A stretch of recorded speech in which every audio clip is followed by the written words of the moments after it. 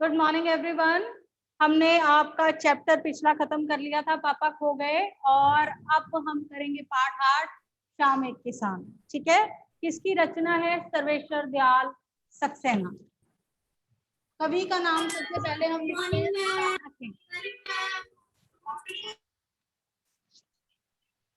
सर्वेश्वर दयाल सक्सेना।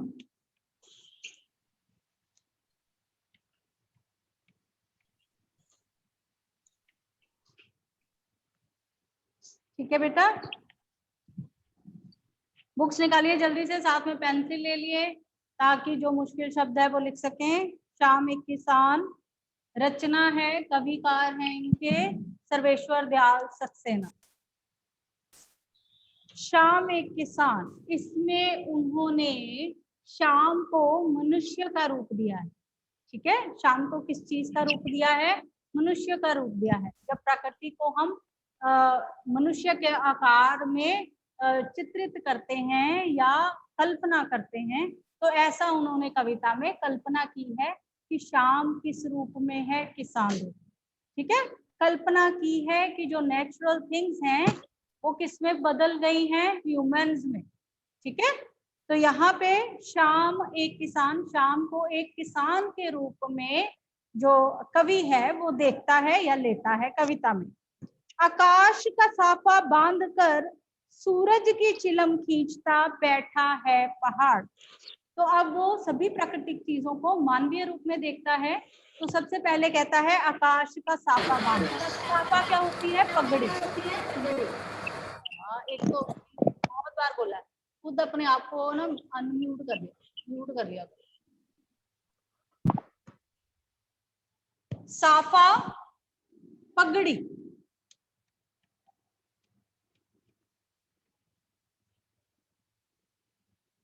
यहाँ पे वो क्या कहता है कि पहाड़ जो है वो एक किसान की तरह है जो बैठा हुआ है। पहाड़ जो है, लंबे पहाड़ हैं, ये देखिए बुक में जैसे चित्रित किया गया है, पहाड़ को वो किसान के रूप में दर्शाता है। और जो सफेद बादल आकाश में उड़ रहे हैं वो उसकी पगड़ी के रूप में उनको देखता है। कई बार आप वैसे भी अगर देखें, इधर उधर भी हम आकाश को एक टक लगाकर देखते रहें तो बहुत सारी व्यूज दिखाई देते हैं। अपनी इमेजिनेशन अगर हमारी शुरू हो जाए तो बहुत सारे चित्र बन जाते हैं, कल्पनाएं बन जाती हैं। अगर आप लगातार आकाश को देखते रहें तो बहुत आपकी कल्पना में जो है ना वो आपको आकाश में दिखाई देता है। अच्छा ये बन गया, ये बन गया। ठीक उसी हिसाब से कवि जो है वो अब दूर कहीं खड़ा है और दृश्य देख रहा है प्रकृति का, तो वो कल्पना कर रहा है, उसी कल्पना को उसने कविता का रूप दे दिया है। ठीक है, पहाड़ उसे ऐसे लग रहा है जैसे कोई इस तरह से करके बैठा है, अपने फोल्ड करके, घुटने फोल्ड करके बैठा है, और उसके ऊपर आकाश का बादल की एक टुकड़ी छाई हुई है जो उसे ऐसा लगती है कि जैसे किसान ने पगड़ी बांध रखी हो। साफा हम किसे कहते हैं? पगड़ी को। राजस्थानी लोग बांधते हैं ना साफा इस तरह। पगड़ी तो हमारी पगड़ी अलग होती है, तो राजस्थानी लोग जैसा साफा बांधते हैं वैसी पगड़ी। ठीक है, तो आकाश का साफा बांधकर सूरज की चिलम खींचता। अब सूरज को वो क्या कहता है कि उसका हुक्का है, उसके ऊपर, हुक्के के ऊपर आपने देखा होगा कि अंगार रखते हैं। हुक्का पता है क्या होता है? हुक्का देखा है कभी? पुरानी फिल्मों में दिखाते हैं, वो एक इस तरह चिलम सी होती है और खूब ऐसे लंबी होती है, ये तरह तरह के, साथ में पाइप सी लगी होती है। पाइप के आगे मुंह में डालने के लिए वो होता है स्मोक करने के लिए। तो हुक्के के ऊपर जो गर्म कोयले रखे जाते हैं वो दहक रहे होते हैं। तो यहाँ पे वो सूरज को क्या कहता है? चिलम। उसे हम क्या कहते हैं? चिलम। ये जो ऊपर वाला पोर्शन होता है हुक्के का उसे चिलम बोलते हैं। तो वो कहते हैं कि ये जिस तरह हुक्के की चिलम दहकती है, रेड रंग की कोयले होते हैं, वैसे मुझे लग रहा है कि जो सूरज है, क्योंकि वो ढल रहा है, तो जब आप ढलता सूरज देखते हैं तो वो कैसे रंग का होता है? लाल या संतरी रंग का होता है। खूब बड़ा सुंदर लगता है, पूरा अगर देखो तो बहुत प्यारा लगता है। तो फिर वो उसको क्या कहता है कि जो सूरज है वो क्या है? चिलम है। ठीक है, बैठा है पहाड़, घुटनों पर पड़ी है नदी चादर से। अब उसकी इमेजिनेशन इतनी खूबसूरत है कि पहाड़ के नीचे से नदी जो है वो बहती जा रही है। तो उस बहती नदी को वो क्या कहता है, ऐसे लगता है जैसे सफेद चादर जो है उसने अपने पैरों पे लपेट रखी है, इस तरह की नदी उसको लगती है। इमेजिनेशन, उसकी कल्पना में वो इस शाम को, इस पहाड़ को, इस दृश्य को मानवीय रूप दे रहा है। गॉट इट बेटे? जो यहाँ ऑनलाइन बैठे हैं बच्चे, समझ में आ रहा है? जो कवि है वो अपनी कल्पना में, अपनी इमेजिनेशन में प्रकृति को देख रहा है, कहीं दूर खड़ा है, सामने उसके पहाड़ हैं, सूरज है जो ढलता हुआ है, नदी है पहाड़ के नीचे और सफेद रंग का आकाश है। तो इस चीज को वो अपनी कल्पना बनाता है। वो क्या कहता है कि पहाड़ जो है वो एक किसान के रूप में मुझे दिखाई देता है, जो अपनी लेग्स फोल्ड करके बैठा हुआ है, और जो आकाश का एक टुकड़ा है व्हाइट कलर का, वो ऐसे लगता है जैसे उसकी व्हाइट पगड़ी है। और दूसरी बात वो कहता है कि जो सूरज है वो इस तरह लाल रंग का दहकता अंगारा बना है, ऐसे लगता है कि उसके हुक्के की चिलम है। लास्ट में वो कहता है कि जो नदी नीचे से गुजर रही है वो उसकी पैरों पर रखी हुई चादर है, व्हाइट सफेद चादर। यहां तक पता चल गया सबको? ओके, कल से बुक्स लेके आनी है सबने। पास ही दहक रही है पलाश के जंगल की अंगूठी। अब पलाश के फूल बहुत खूबसूरत होते हैं, ना वो रेड कलर के होते हैं ना वो संतरी रंग के होते हैं, संतरी और रेड का मिक्स कलर होता है, बहुत खूबसूरत। कभी देखे हैं पलाश के फूल? हम जब बचपन में थे तो हमारे घर के आसपास होते थे, उसके पत्ते निकाल के यहाँ पे अपने थूक से चिपका लेते थे, तो वो ऐसे लगते थे जैसे इतने लंबे लंबे नाखून है, उसके पत्ते पूरी नाखून की शेप में इस तरह होते हैं ऐसे। तो जब यहाँ चिपका लो तो वो ऐसे लगते हैं जैसे नाखून होते हैं। अब बहुत खूबसूरत कलर होता है, रेड और ऑरेंज मिक्स कलर, ना वो रेड होते हैं प्रॉपर ना ऑरेंज होते हैं, बड़ा प्यारा कलर होता है। तो यहाँ पे वो कहते हैं पूरा जंगल पलाश के फूलों का है। तो अब उस पलाश के फूलों के जंगल को वो क्या कह रहा है? अंगीठी। ठीक है, सर्दी से बचने के लिए किसान ने अपने पास अंगीठी रख रखी है, उसमें कोयले जो हैं वो वही उसी शेड के होते हैं। जब कोयले को आग लगाओ तो ना वो संतरी होते हैं ना रेड होते हैं, उसी शेड में होते हैं जैसे पलाश के फूल होते हैं। तो वो कहते हैं पास में जो पलाश का जंगल है वो इस तरह का लाल लाल लग रहा है कि मानो किसान ने ठंड से बचने के लिए अंगीठी जला रखी है जिसमें लाल रंग के कोयले हैं। ठीक है, यहाँ तक। ये मैंने आपको क्या बताया कि वो सामने खड़ा है, चीजों को इमेजिन कर रहा है कि चीजें चेंज कैसे की जाए। सामने प्रकृति का दृश्य है, वो अपनी इमेजिनेशन में उसे बना रहा है कि ये किसान है, ये उसके सर पे पगड़ी है और जो नदी है उसके घुटनों पर पड़ी चादर है ना। तो इतना खूबसूरत उसको चित्रित कर रहा है। फिर वो कहता है कि आसपास जो जंगल है वो पलाश के फूलों का जंगल है, तो वो ऐसे लग रहा है जैसे किसान ने अंगीठी जो है वो जला रखी है और सारे जो कोयले हैं वो लाल रंग के दहक रहे हैं। अंधकार दूर पूरब में सिमट बैठा है भेड़ों के गल्ले सा। गल्ले मतलब झुंड, गल्ले झुंड। ठीक है, तो वो कहता है कि अब अभी जो है शाम का वक्त है, अंधकार अभी शुरू नहीं हुआ, अंधकार कहीं दूर छिप कर बैठा है। अंधकार क्या होता है? रात, अंधेरा। ठीक है, तो वो कहता है अभी अंधेरा कहीं छिप कर बैठा है जैसे भेड़ों का एक झुंड छिप कर बैठता है। ठीक है, अब यहाँ पे अंधकार को भी उसने चित्रित कर दिया किस रूप में? भेड़ों के झुंड के रूप में। ठीक है, अंधकार दूर पूरब में सिमटा बैठा है भेड़ों के गल्ले सा। तो कहता है अभी शाम जो है चल रही है, रात नहीं आई, अंधकार वो अंधेरा जो है वो अभी कहीं दूर पूरब में भेड़ों के झुंड की तरह छिपकर बैठा है। अचानक बोला मोर, जैसे किसी ने आवाज दी।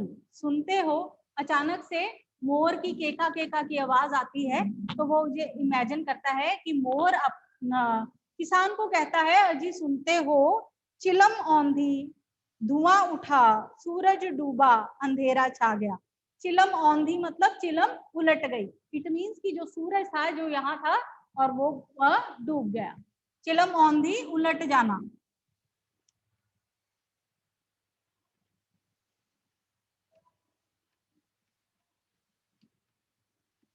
तो मोर के बोलते ही, जैसे ही मोर ने किसान को जगाया अजी सुनते हो कहकर, तो जो सूरज है वो डूब गया, चिलम जो है वो उलट गई, धुआं उठा। शाम का टाइम जब सर्दियों के दिन है, थोड़ा कुहासा सा हो जाता है, धुआं धुआं सा उठा, सूरज डूबा, सूरज डूब गया और रात आ गई, अंधेरा छा गया। ठीक है, कविता में कोई मुश्किल बात नहीं है बेटा। 3 शब्द हैं ज्यादा से ज्यादा। साफा को हम पगड़ी कहते हैं, गले को हम झुंड कहते हैं, और औंधी का मतलब होता है चीज जो सीधी है, वो उसको अगर उलट के हम रखते हैं तो हम यही कहते हैं ना, औंधी पड़ी है। जैसे कटोरी भी है, अगर सीधी है तो हम कहते हैं कटोरी औंधी कर दो, तो इट मीन्स की कटोरी को दूसरी तरफ से पलट दो। Right, imagination. यहाँ पे सारी जो कविता है वो कवि की कल्पना है। कल्पना एक बड़ी अच्छी चीज होती है। जब हम चीजों को कल्पना करने शुरू कर देते हैं तब हमारा दिमाग बहुत ज्यादा चलना भी शुरू कर देता है। ठीक है, तो ये बड़ी अच्छी बात है कि अगर आप बैठे बैठे किसी चीज की कल्पना करते हैं तो फिर आप उस चीज के बारे में खोजना भी शुरू करते हैं, ये भी बात होती है। ठीक है, तो यहाँ पे उसने अपनी बहुत ही खूबसूरत, कहीं दूर पहाड़ पे बैठा है और सामने वाले पहाड़ को देखकर उसने बहुत खूबसूरत कविता का गठन किया है, जिसमें उसने सभी प्रकृति चीजों को मानवीय रूप दिया है, जो मानव से रिलेटेड है, मनुष्य से रिलेटेड है। ठीक है, किसी को कुछ नहीं पता समझ आ रहा तो अभी पूछो, एक बार इसको दोबारा दोहराएंगे, फिर हम आगे करेंगे ग्रामर, क्योंकि अब आपके पीरियड नहीं लगेंगे, टाइम टेबल में थोड़ा चेंज है। मेरे पास ये एक ही पीरियड है, तो हम लेटर कर लेते हैं। इसके जो क्वेश्चंस होंगे वो मैं ग्रुप में भेज दूंगी, इसमें मेरे ख्याल से एक ही क्वेश्चन करना है हमें। ठीक है, हाँ, इस चैप्टर में से शायद एक ही क्वेश्चन होगा, तो वो मैं आपको बता दूंगी कौन सा करना, इजी होगा। राइट, बच्चा पूछो, किसी को कुछ पूछना है तो। अगर इसमें से कुछ समझ नहीं आ रहा, मैं सिर्फ एक बार दोहराऊंगी, उसके बाद ग्रामर का टॉपिक लूंगी मैं।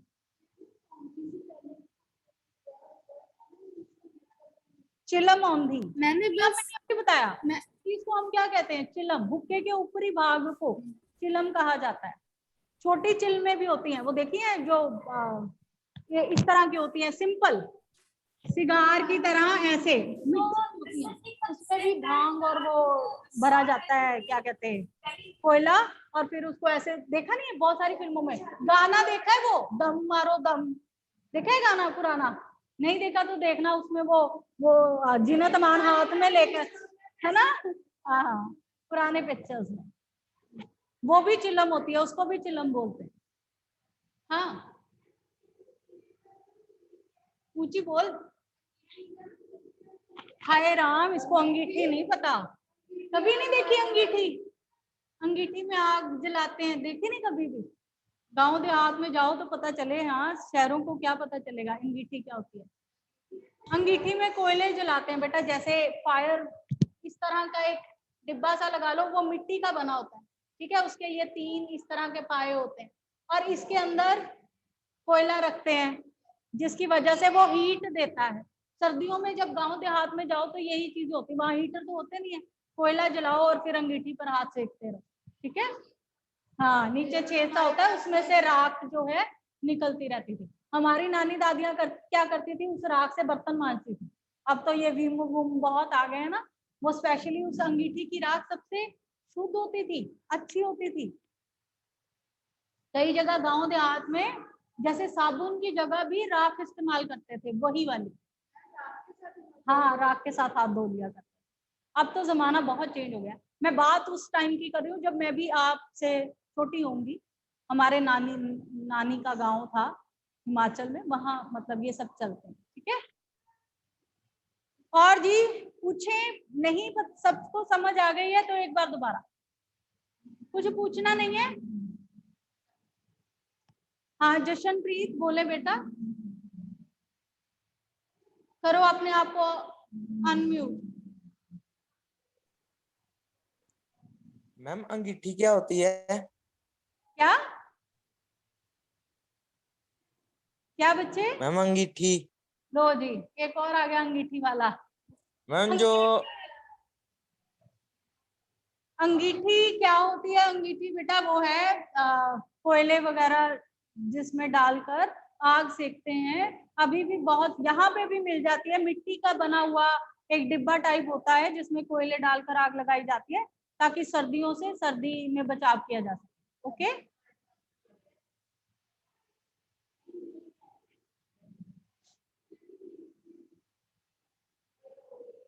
इसके बाद हाँ ब्रेक होगी। चलिए जी, ओके। शाम एक किसान एक बार फिर से दोहराएंगे, ठीक है?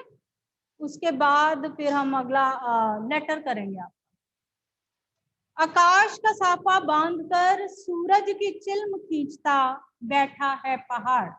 कवि इसमें कल्पना का सहारा लेते हुए पहाड़ को किसान के रूप में देखता है और कहता है किसान जो है वो अपनी टांगे फोल्ड कर या इकट्ठी करके बैठा हुआ है और आकाश जो है वो ऐसे दिखाई देता है जैसे उसके सिर पर सफेद पगड़ी पड़ी हो। घुटनों पर पड़ी है नदी चादर सी, पास ही दहक रही पलाश के जंगल की अंगीठी। तो वो कहते हैं जो पहाड़ के नीचे नदी बह रही है वो ऐसे लगता है कि मानो किसान ने अपने पांव पर ठंड से बचने के लिए चादर ले रखी है, लपेट रखी है। पास ही दहक रही पलाश के जंगल की अंगीठी। तो कहते हैं पलाश का जंगल बहुत खूबसूरत है, लाल रंग का है, वो ऐसे दिखाई देता है मानो किसान ने ठंड से बचने के लिए अंगीठी में लाल कोयले जला रखे हों। अंधकार दूर पूरब में बैठा सिमटा बैठा है भेड़ों के गल्ले सा। वो कहते हैं अभी जो है रात आई नहीं है, अभी शाम ही है और रात अंधकार कहाँ बैठा है? कहीं दूर पूरब में, पूरब पश्चिम ये तो आपको पता है ना, तो पूरब में कहीं दूर बैठा है जो भेड़ों के झुंड की तरह छिप कर बैठा है। भेड़ें जब छिपती हैं तो वो झुंड बना लेती हैं, ठीक है? तो वो ऐसे ही कह रहा है कि जो अंधेरा है वो भेड़ों के झुंड की तरह छिप कर बैठा है। अचानक बोला मोर जैसे किसी ने आवाज दी, सुनते हो? अचानक से मोर के बोलने की आवाज आती है तो ऐसे लगता है कि मानो मोर किसान से कह रहा है अजी सुनते हो? चिलम औंधी, साथ में ही उसके बोलने के साथ ही सूरज जो है वो डूब जाता है। ऐसा लगता है जैसे हुक्के की चिलम जो है वो उलट गई है। धुआं उठा, शाम में हल्की हल्की धुंध पड़नी शुरू हो जाती है तो उसे वो कहता है कि धुआं उठता है। सूरज डूबा, अंधेरा छा गया। सूरज डूब जा रहा है और अब रात का समय हो रहा है, रात्रि आ रही है तो अंधेरा सब जगह छा गया है। ओके, क्लियर है? छोटी सी कविता है, कोई मुश्किल शब्द नहीं है इसमें, कोई मुश्किल व्याख्या नहीं है। फिर भी किसी को कोई शब्द या कोई सेंटेंस या कुछ भी समझ में नहीं आया, प्लीज आस्क। इसके क्वेश्चन आंसर मैं आपको ग्रुप में भेजूंगी, क्वेश्चन आंसर आप अपने आप करेंगे क्योंकि इसके ज्यादा क्वेश्चन नहीं करने, मेरे ख्याल से 1 या 2 होंगे, ठीक है? तो किसी के पास सिलेबस है तो निकालो जल्दी, हरी अप।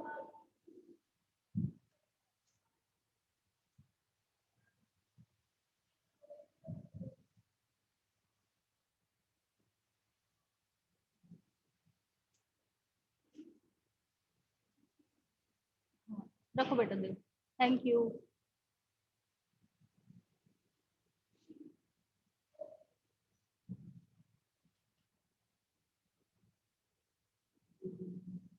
पापा खो गए कि क्वेश्चन आंसर कर लिए सबने? गुड।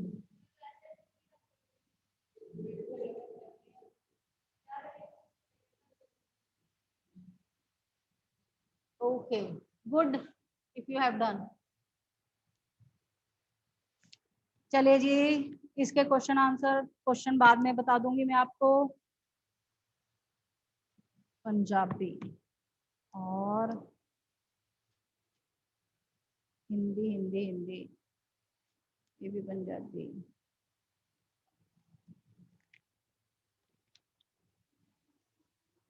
मिठाई वाला हो गया है हमारा चैप्टर, रक्त और हमारा शरीर खत्म हो गया। शाम एक पापा खो गए, शाम एक किसान आज हमने कर लिया, ठीक है?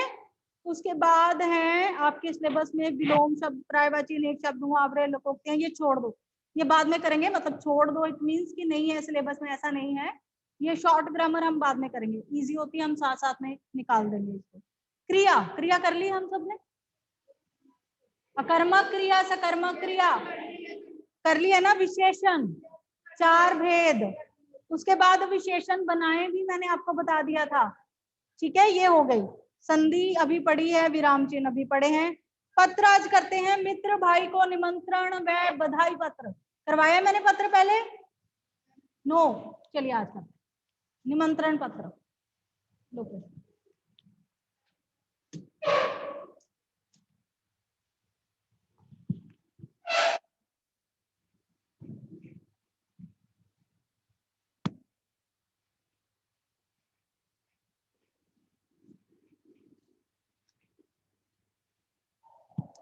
निमंत्रण,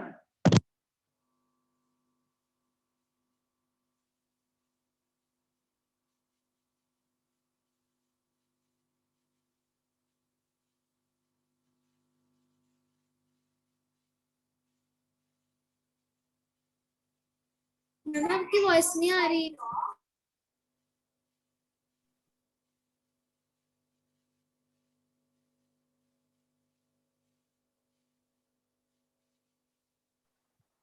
मैम आपकी वॉइस नहीं आ रही।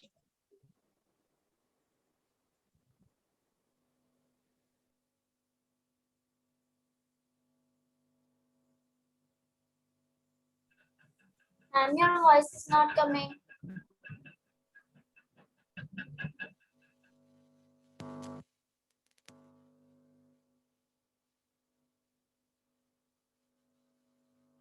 No ma'am.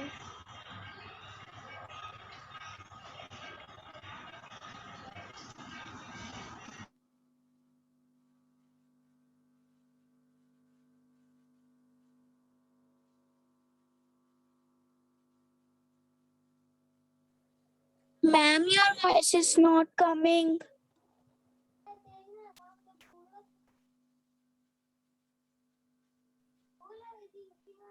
आवाज नहीं आ रही है आपकी, बिल्कुल भी सुन नहीं रहा क्या बोल रहे हो।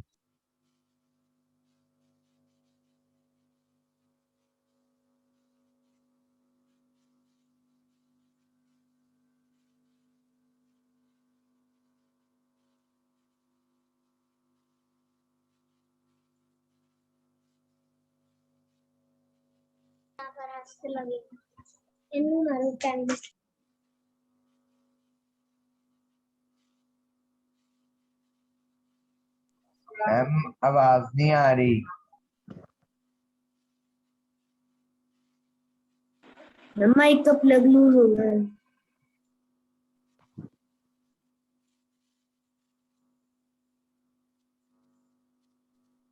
मैम आपकी आवाज नहीं आ रही।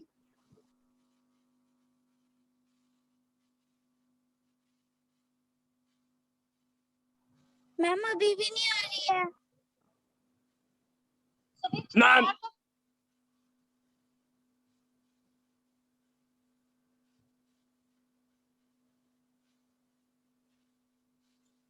Ma'am no.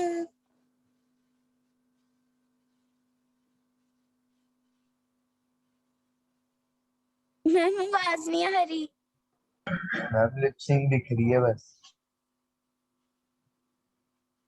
हिंदी के मैम आवाज नहीं आ रही। मैम 1% आवाज नहीं आ रही।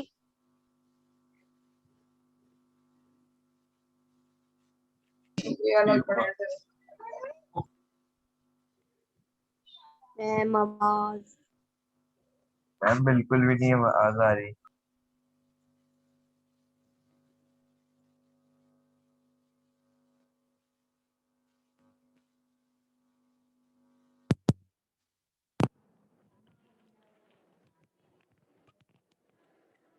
सारे कनेक्शन तो लगे हुए हैं, फिर आवाज क्यों नहीं आ रही? मैम आ गई आ गई आ रही आ रही है। मैम अब आ गई आ गई आ गई। चलो चलिए आज हम करेंगे मित्र को अपने जन्मदिन पर बुलाने के लिए निमंत्रण पत्र भेजें, ठीक है। पत्र हम जानते हैं, अनौपचारिक पत्र कैसे लिखते हैं और औपचारिक पत्र कैसे लिखते हैं। औपचारिक पत्र क्या होते हैं, जब हम किसी इंस्टीट्यूट के हेड को, संस्था को लिखते हैं तो वो सेवा में और उसके विभाग का नाम वगैरह लिखकर हम करते हैं। जबकि अनौपचारिक पत्र जो हैं वो हैं जो हम मित्र रिश्तेदारों को लिखते हैं। इसमें हम लंबा चौड़ा व्याख्यान नहीं करते, इसमें विषय नहीं होता, ठीक है, और इसमें सेवा में भी नहीं लिखा जाता। सीधा शुरू करते हैं हम। परीक्षा भवन, परीक्षा भवन जालंधर शहर, नो लाइन छोड़नी, बच्चे नहीं हो अब आप, सीधा सीधा लिखना है। और उसके बाद दिनांक, ये भी फेयर में लिखनी है। एक कर लो फेयर कॉपी पे, हाँ जी कर लो, एक तो करो। आज कितनी तारीख है, 4, कर लो, ठीक है। सबसे पहले हम क्या लिखते हैं, परीक्षा भवन जालंधर शहर, दिनांक, देन प्रिय मित्र,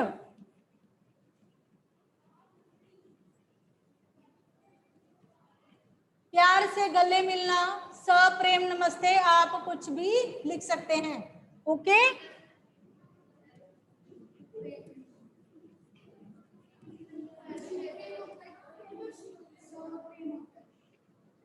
सप्रेम, सप्रेम नमस्ते या प्यार से गले मिलना, ये भी आप लिख सकते हैं। सबसे पहली लाइन क्या होती है, जल्दी से बताएं। अनौपचारिक लेटर की सबसे पहली लाइन क्या होती है, हम 5th से करते आ रहे हैं, जल्दी बोलो। सविनय निवेदन औपचारिक में होता है, अनौपचारिक में निवेदन नहीं होते। घर वालों को हम कहाँ निवेदन करते हैं, सीधा हुक्म देते हैं, ये चीज चाहिए वो चाहिए। हाँ, आप कैसे हैं, हम सब कुशल हैं और आपकी कुशलता भगवान से शुभ चाहते हैं। पहली लाइन हमेशा यही होगी, आप कैसे हैं, हम सब, तुम की बजाय आपकी जगह तुम लिखो, क्योंकि आप क्या अपने मित्र को लिख रहे हैं ना, तो यहाँ पे तुम कैसे हो, हम सब यहाँ पर कुशल मंगल हैं और तुम्हारी सफलता शुभ चाहते हैं या तुम्हारी कुशलता शुभ चाहते हैं। हम सब यहाँ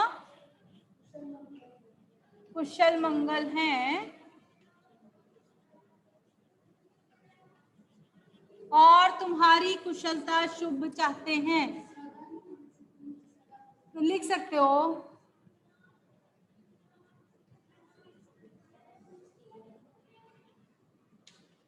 अब आप अपने आप कंटेंट लिखेंगे।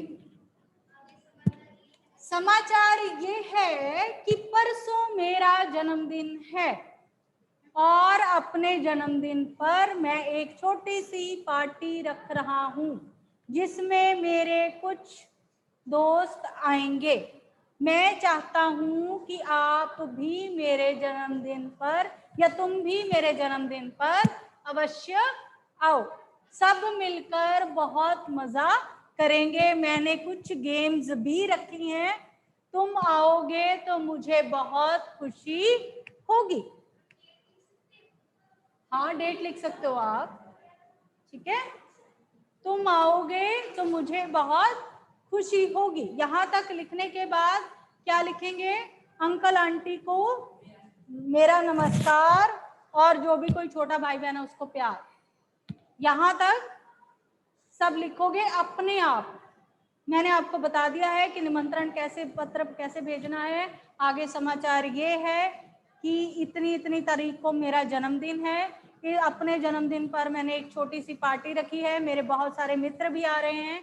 मैं चाहता हूँ तुम भी मेरी पार्टी में आओ, मिलकर हम खूब मजे करेंगे।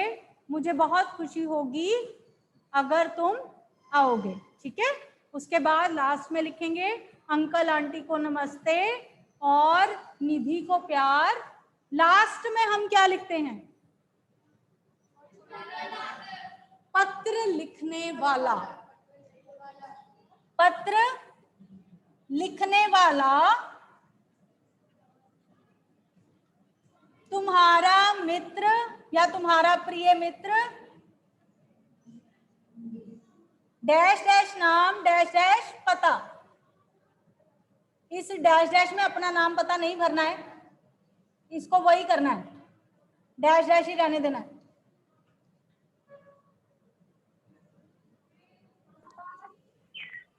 जिसको नहीं दिख रहा ये देखो, पत्र लिखने वाला तुम्हारा प्रिय मित्र डैश डैश नाम डैश डैश पता। यहाँ अपना नाम पता नहीं लिखना है, ऐसे ही रहने दो इसको, ठीक है।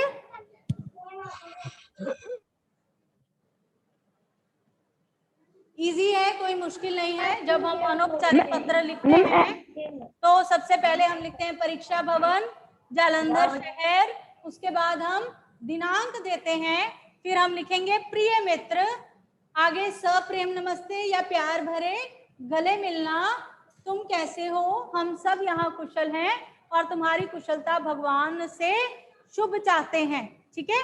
उसके बाद आप कंटेंट लिखेंगे अपना जो भी है, राइट, लेटर का जो आपको जैसे निमंत्रण पत्र देना है उस हिसाब से आप निमंत्रण पत्र देंगे। लास्ट में आप क्या लिखेंगे, अंकल आंटी को नमस्ते, ठीक है, और टीना मीना को प्यार या जो भी आप लिखना चाहें। एंड किससे करेंगे, पत्र लिखने वाला तुम्हारा प्रिय मित्र डैश डैश नाम डैश डैश पता।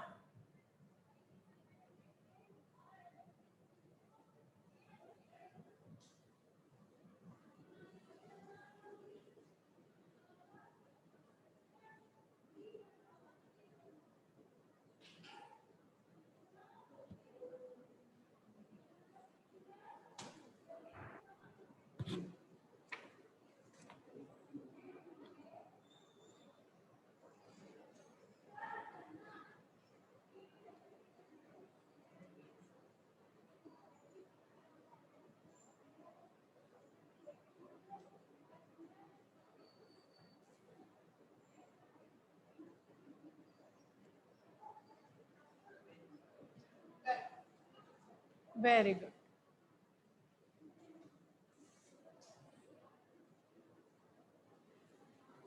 ओके जी,